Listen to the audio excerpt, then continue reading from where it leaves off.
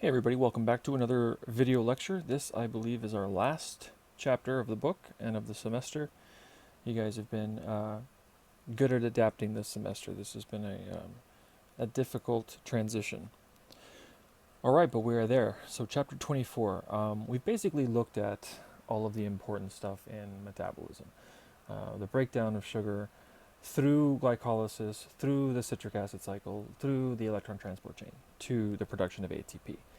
Now we're going to look at how some of those other molecules that we ingest in our food, the lipids and the proteins, essentially how those get broken down and built up also from our bodies. We looked a little bit about how we can make glucose and gluconeogenesis, and I think I mentioned that there was also a pentose phosphate pathway which takes our sugar, which was at some point a fructose 6-phosphate, and it takes it through the pathway that converts it into a 5-carbon sugar to make riboses, because we need those in our DNA, right? Ribonucleic acid, RNA, and deoxyribonucleic acid, DNA. So we saw what happens to sugars. Now let's take a look at what happens to some of the other molecules. So so we're going to start with the fats. So in case you've forgotten what we're exactly talking about in all the lipids that we looked at, this is the triacylglycerides, the triacylglycerols, however you want to call them. Remember, they have the glycerol backbone, and then they have 3 fatty acids. And these are connected together with an ester bond, but of course we know hydrolysis of triacylglycerides leads to glycerol, the alcohol, and the fatty acids, the carboxylic acid. This is stored in our bodies in fat tissue. Technically, it's called adipose tissue. These are adipose cells. And 85% of the available energy to us on a given day, I guess it's not really available to us all day, but this is not counting the glycogen, which we break down a lot faster and more readily. And then the food that we are actively ingesting, right, the glucose that's already in our bodies being broken down or oxidized through the metabolism. So as far as once we burn through those 2 readily available sources and not counting the proteins, about 85% of the energy that we can have on hand in case we face starvation is in the forms of fat. Now, breaking down fats starts, of course, you can imagine it starts in the mouth a little bit. You've got to chew up your food. So it breaks down the macromolecules into some smaller bits. Now, the stomach acid as well is going to help in breaking some of these molecules down into smaller bits. But it really starts when we get into the small intestine. So bile salts that we looked at in terms of some of those lipids, right, cholesterol-based lipids, the bile salts are going to help emulsify the fats, help water to completely surround them so that they can be what is the word I'm looking for? Transported into the bloodstream easier. Now, there's going to be some hydrolysis of those triglycerides to yield the fatty acids, right? And monoacylglycerols, which would be glycerol molecules that only have 1 fatty acid attached to them. Let's see. Phospholipids and protein coat the fats, forming chylomicrons, and these are going to be how they get transported throughout the body. Chylomicrons are going to be little membranes that are full of fat tissue on the inside, non-polar molecules on the inside, but polar on the outside so that they like the blood environment. Lipases are going to hydrolyze the triglycerides and form our free acids and our glycerol. Well, let's take a look at what's going to happen to glycerol and to the fatty acids. So here you can kind of see that first step that pancreatic lipase does, liberates 2 of those fatty acids and gives us our monoacylglycerol. We're going to continue that in a second. Now, when does fat actually start to get broken down? Well, this happens when you don't have any glycogen to use for energy, and your glucose is also depleted, so you would have low glucose blood level. Now there's a hormone that gets secreted called glucagon, and this is what stimulates the breakdown of glycogen, if there is any. But if there isn't any, then this is going to start to, in addition to epinephrine, they're going to bind to receptors on the fat cells. And this is going to stimulate them to start to break down. Hormone-sensitive lipase within the fat cells starts to break down the triglycerides into glycerol and free fatty acids. Both of these can enter the bloodstream where they will go into the citric acid cycle. So we need to see how those fatty acids enter the citric acid cycle and where exactly glycerol enters the citric acid cycle. Now there is some transport. These are going to be taken to the tissues that need the energy most. Okay, so glycerol. First thing that's going to happen is the glycerol is going to get phosphorylated into glycerol 3-phosphate. It's going to get oxidized, or one of these OH groups will get oxidized into dihydroxyacetone phosphate. If you have a good memory, you might remember that that was one of the products formed in reaction 5 of glycolysis. We had glyceraldehyde 3-phosphate and dihydroxyacetone phosphate. And then this guy gets turned into glyceraldehyde 3-phosphate to enter the citric acid cycle.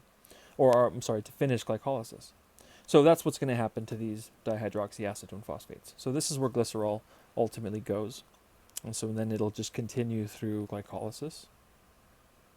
It could go into glycolysis for energy. It can also be used to make glucose. Now, we unfortunately can't live on fats. Here, let me back up. We can live on carbohydrates for the most part. Carbohydrates we can generate from carbohydrate sources, assuming that we have some of the other, like we have plenty of phosphorus and nitrogen and all the other bits that we need. We can make fats and amino acids, some of them, from carbon sources, from carbohydrates. If we only ate proteins, from that, we could still break those down into basically the building blocks that we would need to continue to make more proteins, but also to make glucose and also to make fats. If we were to live on only fats, we would not be able to make glucose. So it's the one source that we can't live exclusively on because we don't have the enzymes necessary to turn fats into glucose. Now, when I say fats, I'm talking about the fatty acids. Glycerol can be turned into glucose, but you only get a little bit of glucose, a little bit of glycerol for every triglyceride, so it's not going to really work out. We'll go into a little more detail in a few minutes. Okay, so that's what happens to glycerol. Becomes an intermediate, can be used for energy or also built back up into a glucose molecule. And you can see the structural changes here, glycerol into glycerol 3-phosphate and then into dihydroxyacetone phosphate. Note that this costs ATP, and it also, this step at least, generates NADH. So the conversion here gets us some ATP later down the road. Now the fatty acids get broken down via a process called beta oxidation. Now beta meaning that it's the carbon that's in the, not 1 over, but 2 over from the carbonyl carbon. 1 over is the alpha carbon, 2 over is the beta carbon. Remember, in amino acids, it was the alpha carbon that had the R group on it. Okay, so beta oxidation. So let's take a look at, big picture is that we take our fatty acids and then 2 carbons at a time, chop them up into little bits. All right, so the little bits that we get are going to be acetyl groups, little 2 carbon groups, and they're going to be formed as acetyl-CoA. So coenzyme A is going to be part of this process. Every 2 carbons will get chopped off of our long-chain fatty acids until we get to multiple acetyl-CoAs. Now, acetyl-CoA, we know, can enter the citric acid cycle. Unfortunately, acetyl-CoA can't be turned into glucose, and the reason for that is because it enters the citric acid cycle. I believe it goes in as citrate because it reacts with oxaloacetate, something like that. And then there's a few other reactions, right? Well, oxaloacetate and this guy and some of these other intermediates, they can all be turned into glucose. But the reason that the acetyl-CoA, I'm just going to call it ACOA. The reason that this can't be turned into glucose is because it enters at citrate. And to get from citrate to any of these others, there's a couple of reactions that happen here that lose CO2s. And so what happens is you bring in acetyl-CoA, which has 2 carbons, and then before you get to any structure that can actually be made into glucose, you've actually lost 2 carbons. And so there's no net gain of carbons. So you can't actually build up any new structures. You just have the same molecules that you already have. Like it's not going to do anything. That's why, at least with amino acids, they break you down into like these guys, which could be turned into glucose without losing any carbons. This is why if you simply go on to a fat-only diet and you don't eat enough carbs, eventually you start to break down muscle. You lose muscle tissue in addition to maybe losing some fat, but the muscle is what you have to break down in order to provide the glucose and to get more carbon. So yeah, balanced diet is the way to go. So let's look at some of the reactions here. So the number of carbons will determine how many cycles, right? You cut off 2 at a time. So if, let's say, you have 10 carbons, you're going to go through 4 cycles, right? The 4th cycle cuts the 4 carbons into 2 pieces, 2 and 2, so you don't actually need another cycle. Your last piece already just has 2. Odd numbers end up getting cut off right at the end, leaving a 3-piece, a propionyl CoA group. So let's look at some of the reactions here. So essentially, let's look at this example using capric acid. So capric acid, the first step, there's 4 steps. The first step is oxidation. So we want to turn this beta carbon into something that will eventually have a ketone group.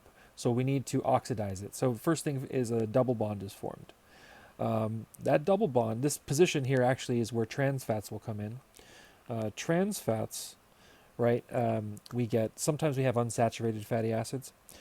So what they do is they convert that cis bond into a trans so that the shape is more like the right way that it'll interact with the enzymes and stuff. But that double bond already is there, and so it just comes in at this step. Unfortunately, we don't get to do the FAD-FADH2 part, so no ATP from that step. But trans fats can also be, utilized. Okay, sorry to digress. So after the oxidation step, which puts in the double bond, there's a hydration. So we add water to the double bond, generating a hydroxyl group. An oxidation now produces NADH and the ketone. And then acetyl-CoA is going to basically just cleave off, leaving now a carbonyl carbon that will attach to another coenzyme A. And so we just got the acetyl-CoA, and now this thing is 2 carbons shorter. And so the same thing will happen. The cycle will repeat, or we'll turn this into a double bond and then cut. And we'll get another acetyl-CoA and a shorter chain, on and on and on. So this is beta oxidation. Now I talked about this. This is a little reminder how much ATP we can get from NADH and FADH2. From the last chapter we saw 2.5 ATP is equivalent for an NADH, taking its electrons to the electron transport chain. FADH2, same thing, 1.5. So about 4 ATP per acetyl-CoA formed. Now you have to put in 2 ATPs initially, but I think you'll see here that with capric acid, which only has 10 carbons in it, those 2 ATPs are definitely offset by the 50 ATP that we get just from the acetyl-CoAs entering the citric acid cycle. And then just the NADHs and the FADH, just the FADHs paid the price just to get the process started. So 64 ATP, big difference compared to the 6 carbon. 6 carbons gets us between 30 and 32 ATPs, right, at glucose. So about double that.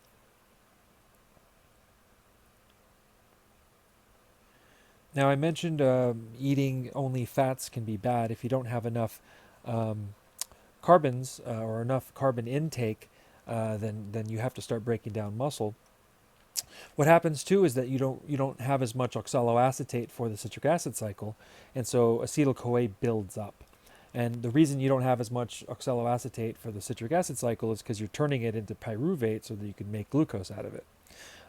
This is what happens if you don't eat carbohydrates. And this could be because of starvation. This could be just a diet choice. This could be because of diabetes. Alcoholism also can affect the liver, which processes a lot of, or has a big metabolic role, and so this could decrease, the citric acid cycle. But again, if this happens, then acetyl-CoA builds up, and so ketone bodies and ketogenesis is the result of having too much acetyl-CoA. So you can pause this and read that. I basically just kind of told you all of this. Now, ketone bodies are things like acetone, acetaldehyde, acetyl-CoA, and then there's aceto-acetyl-CoA. Yeah, acetyl-CoA, something like that.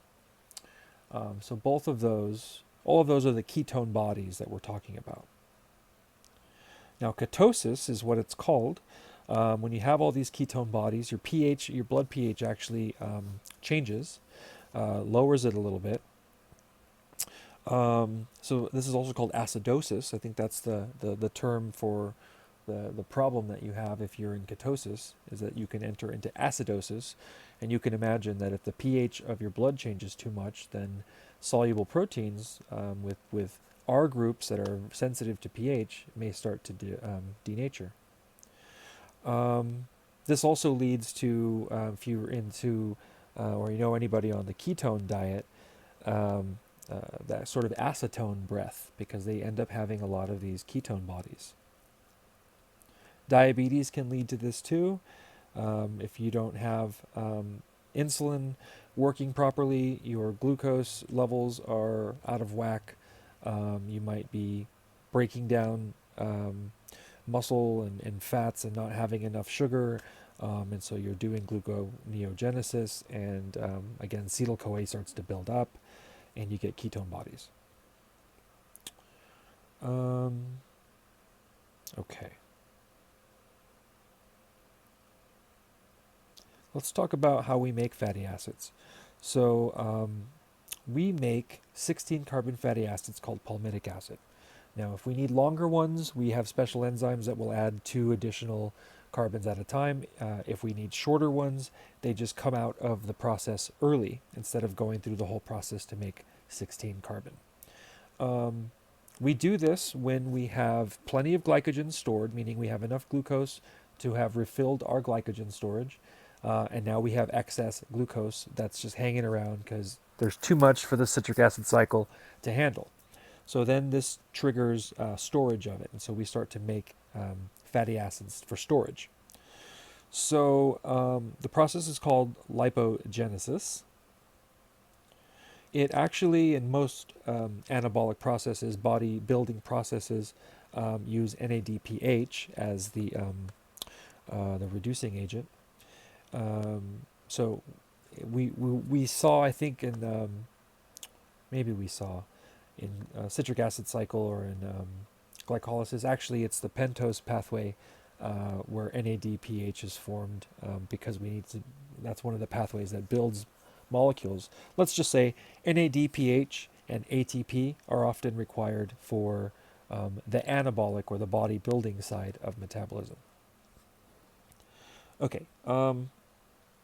So this is going to be the molecule, the reducing agent that we're going to use. Okay, so this, I'm missing a slide here, so let me apologize for that.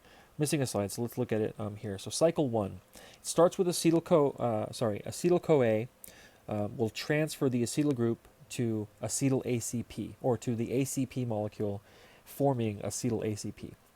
Now acetyl ACP will combine with malonyl ACP in step 1 to form aceto-acetyl ACP, which will then react in step 2 with one of those NADPHs as the reducing agent to make 3-hydroxoacyl ACP. This goes through step 3, becomes trans 2-ennoyl ACP, goes through another step, butyryl ACP. Now here is where it gets interesting. Butyryl ACP will react with another molecule of malonyl ACP to form hexanoyl ACP. Okay, that's where cycle 2 starts.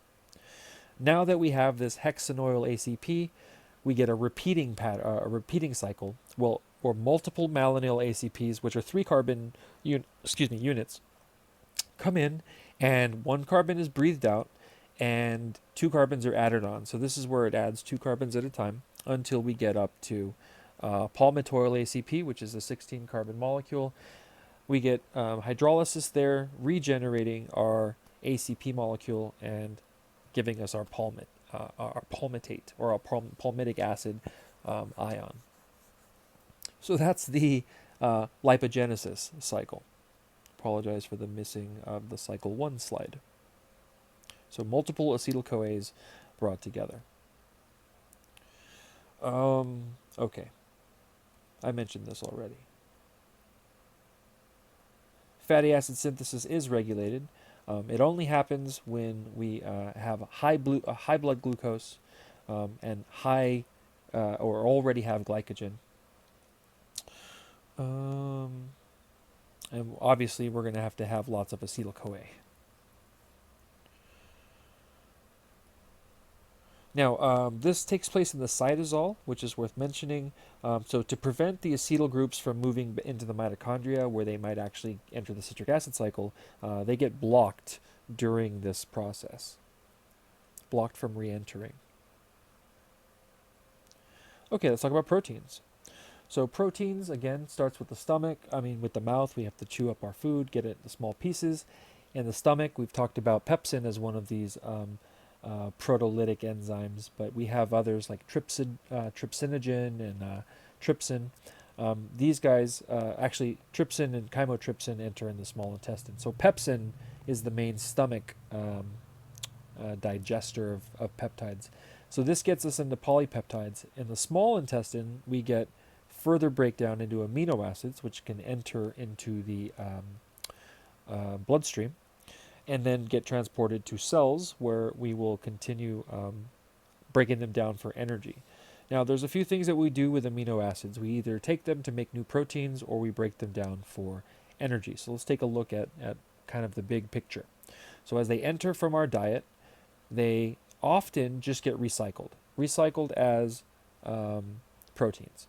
Our bodies make proteins, they break them down constantly. There's mechanisms for how our body makes some proteins last longer than others in terms of floating around in our body, but they're constantly broken down and remade. And so a lot of the amino acids go towards that. There are other nitrogen-containing molecules. Amino alcohols, we saw those as part of lipids.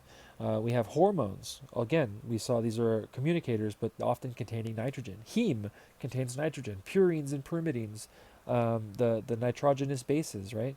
Nucleotides, neurotransmitters.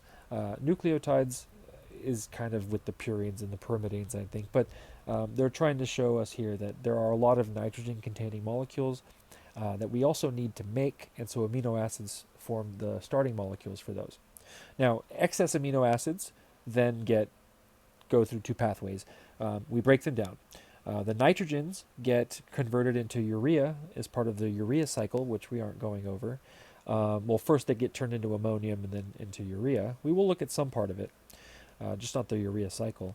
And then the carbons from the amino acids, the carbon skeletons, either go towards making glucose, go towards making fats, or enter the citric acid cycle for energy. So depending on whether or not amino acids make glucose or can make fats, will be a further classification that we'll look at in a second. So this is just another list of some of those, well, some more detailed list of those other nitrogen-containing compounds, molecules in our bodies. So nitrogen balance. Our diets, if they have lots of protein, then we have what's called a positive nitrogen balance, and we have excess nitrogen. So then we have more urea to get rid of. The body can't store the nitrogen, so again, we'll be getting rid of the urea. If we don't have enough nitrogen, then that's negative nitrogen balance, and that can actually lead to some problems because we may not be able to synthesize all the molecules we need. So we've talked about this, talked about all of this stuff. Okay, so this is how we're going to break down proteins. Once we have amino acids, the monomer of the protein, the amino group gets removed to make an alpha keto acid. So we're talking about the carbon backbone here, NCC, right? This is the alpha carbon. So alpha amino will get removed to leave an alpha keto acid. And so we'll see what that looks like in a second. The alpha keto acid is often alpha ketoglutarate. I'm sorry, the alpha keto acid is formed. Well, I'll show you in a second. Alpha ketoglutarate is itself an alpha keto acid, but it's not the one that we make. It's the one involved in this process. So the carbon atoms, I told you, end up going either into the synthesis of fatty acids or glucose. All right. So here's transamination. So this is what we do with most amino acids. We have alpha ketoglutarate, which if you remember is a citric acid intermediate. This guy is involved with this transamination, moving the amino group to the other, from one molecule to the other. This generates an alpha keto acid. So in this case, alanine was turned into pyruvate. So it took an alpha keto acid to make an alpha keto acid. But what we get from alpha ketoglutarate gaining that amino is glutamate. We know glutamate's a neurotransmitter. Glutamate is also a molecule that's going to go and enter the urea cycle and get rid of that nitrogen. I think we get to see a little bit of that here. So then the next step is the oxidative deamination. This means we're going to take that NH3 and do a process of reducing NAD plus to generate some energy later. We're also going to regenerate alpha ketoglutarate, so that this can go back and participate in another transamination or go back into the citric acid cycle. And we're going to get a free ammonium. And that ammonium is then going to go and become urea. I just don't think we show that here. We do. Awesome. Okay. Well, this isn't the cycle. This is just the general equation. So that's fine. We don't have to look at the cycle. 2 ammonias and a CO2, bunch of our waste products, combine to form urea. And this is what makes up the major component in urine. The other component, of course, is water. Classification of amino acids, as I mentioned, can be whether or not they make glucose or whether or not they make fatty acids. But we can also look at them according to how many carbons they have in their structure. 3 carbon compounds, 4 carbon compounds, and 5 carbon compounds. And so you can see there is a little bit of a repeat here on some of these because they can make multiple amino acid, multiple intermediates. But so these guys here can all make pyruvate. They all have the same number of carbons as pyruvate. These guys here, alpha ketoglutarate, all of these intermediates here. Now they're different colored because what we're looking at here is glucogenic. Let's see. Glucogenic versus ketogenic. So the ones in kind of orangish, these are glucogenic because all of these amino acids can be broken down into some intermediate. See, entering here after, well, of course we lose a CO2 here, but this one already has an extra carbon anyways. Can come in here and be turned back into glucose. But any of the amino acids that make acetyl-CoA, by the time they get over here, they've lost the same number of carbons as they've started with. So we don't really have any net increase of carbon. So these are called ketogenic, and these often lead to either fatty acid synthesis from acetyl-CoA or to ketone bodies.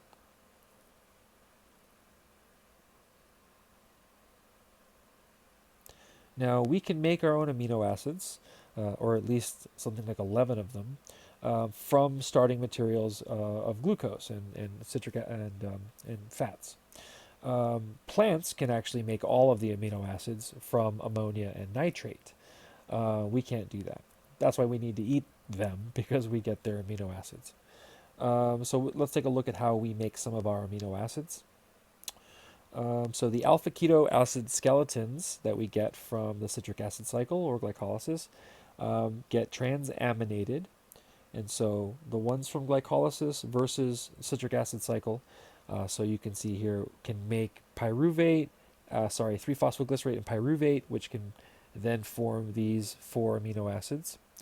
And then citric acid cycle, it's oxaloacetate and alpha ketoglutarate that can ultimately make, 1, 2, 3, 4, 5, 6, 7, 8. 8 and 4 is roughly 12 amino acids.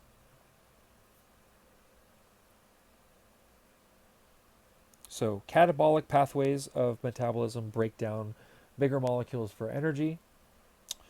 Anabolic pathways use small molecules and energy to make bigger molecules. And like it says here, there are several kind of interconnected points where compounds can either be broken down or used to make large molecules. And this happens at several different points in both glycolysis and the citric acid cycle. And you can kind of see that here.